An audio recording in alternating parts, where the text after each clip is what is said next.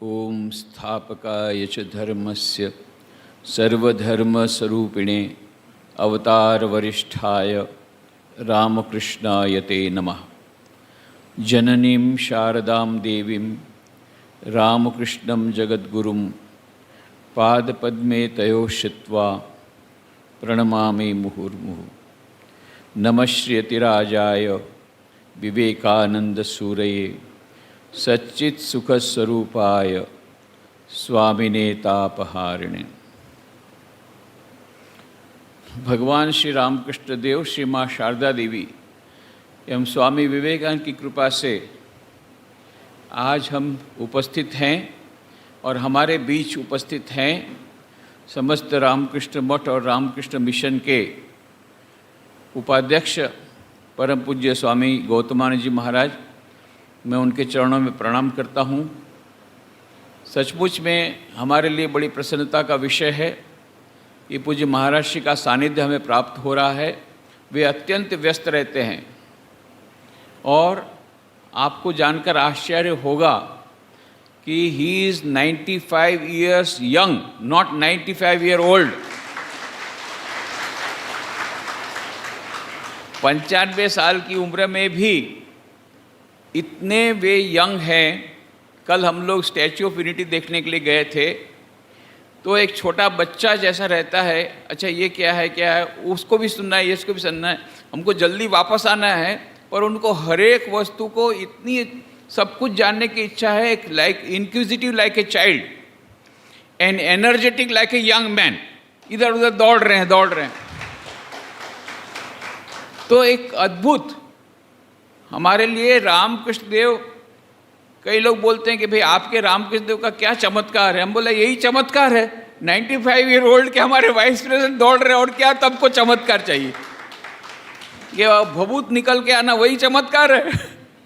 वो तो एक क्षण का रहता है, पर ये तो सचमुच में ये चमत्कार माने रामकृष्ण देव का चमत्कार है कि उनकी कृपा से आज पूज्य महाराज इतनी उम्र में भी he is a great source of inspiration for all the monks of our order plus all our devotees। और जितने हमारे भक्त नहीं भी हैं उनको भी उनसे प्रेरणा मिलती है, उनको देख करके कि इस उम्र में भी वे इतने फिट हैं और अपने उनका स्वास्थ्य इतना अच्छा है। प्रभु की कृपा से प्रभु के चरणों में यही प्रार्थना करते हैं कि प्रभु के चरणों में बारंबार प्रार्थना करते हैं कि उनका स्वास्थ्य इतना अच्छा इसी प्रकार बना रहे और अच्छी तरह से हम उनके सेंचुरी को सेलिब्रेट करें, शताब्दी वर्ष मनाएं। और अभी से रिजर्वेशन कर लेते हैं गुजरात के लिए शताब्दी के वर्ष में उनका रिजर्वेशन गुजरात के लिए। बहुत ही हम लोग आनंद है कि महाराज का सानिध्य हमें प्राप्त हो रहा है।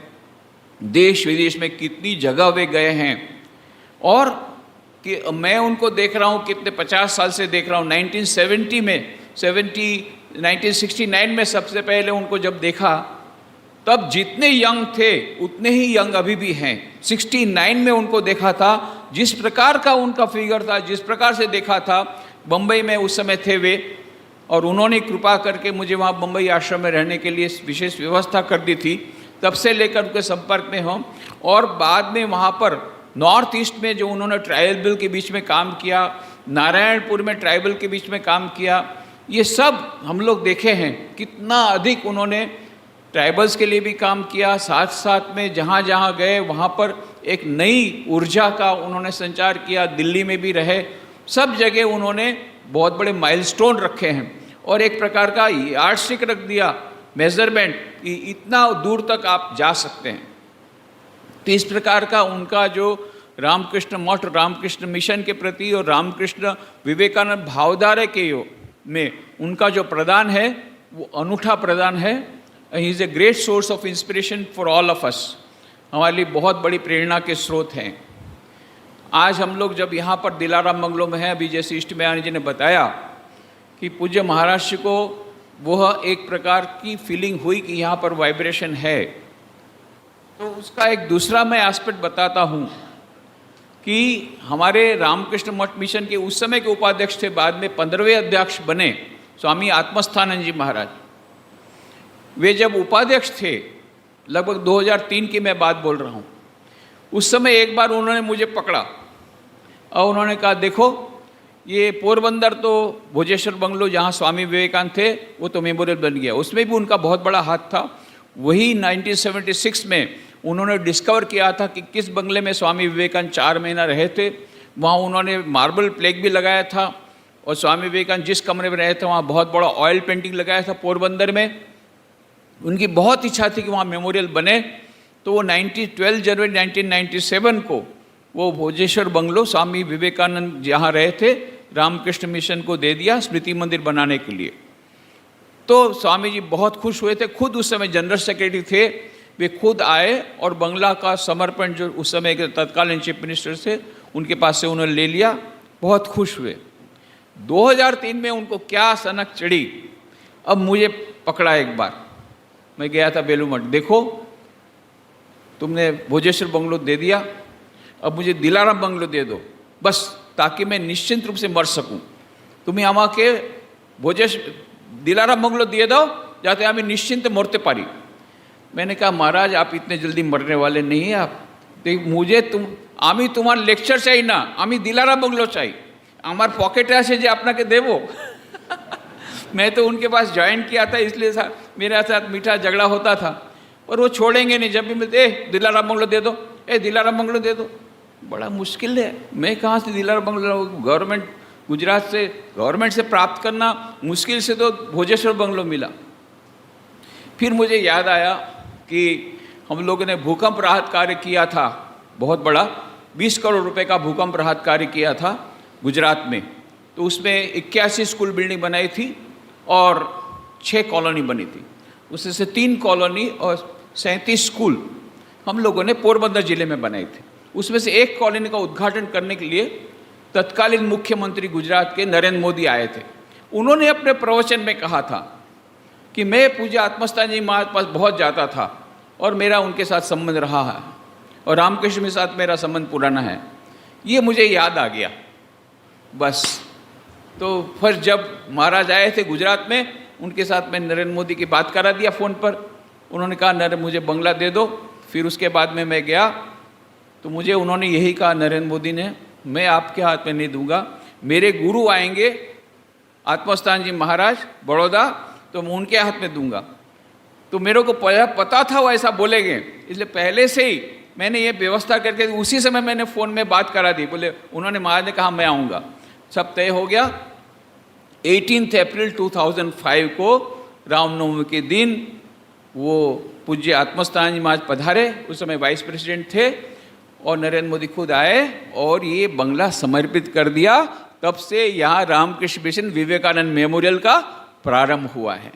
ये जो लोग नए आए हैं उनके लिए मैंने ये बताया कि इसके पीछे बहुत बड़ा इतिहास है।